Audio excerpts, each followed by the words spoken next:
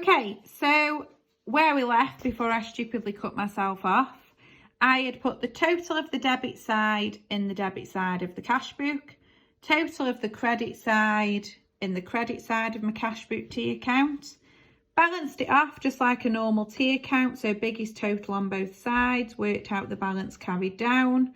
So the balance carried down is on the credit side, which means the balance brought down is on the debit side, which means you theoretically think that you have got £308.32 in your bank.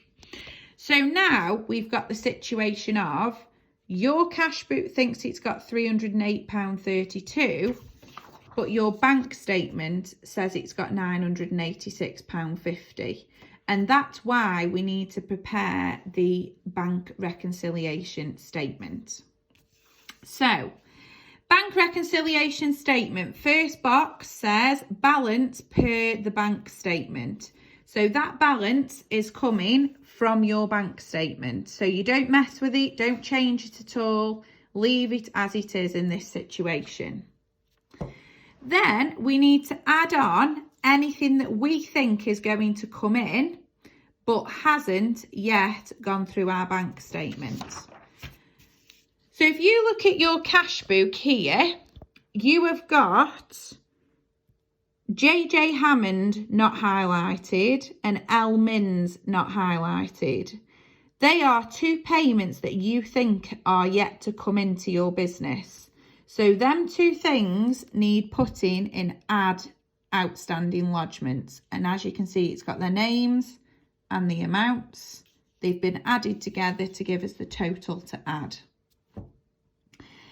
Then we've got less unpresented checks. So this is things that we think are yet to go out of our bank because it's credit side that they're coming from. Okay, so the top one we've ticked because we've dealt with that because it was a correction. And if you remember, it did actually match with a transaction on the bank statement.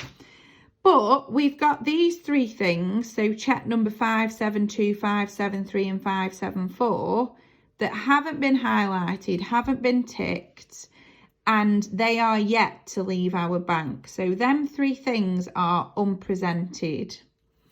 So them three things have been put in the unpresented and been added together as the total to subtract. And this is the moment of truth, because theoretically, our bank balance plus what we think is coming in minus what we think is yet to go out should equal what our cash book says. So let's have a go.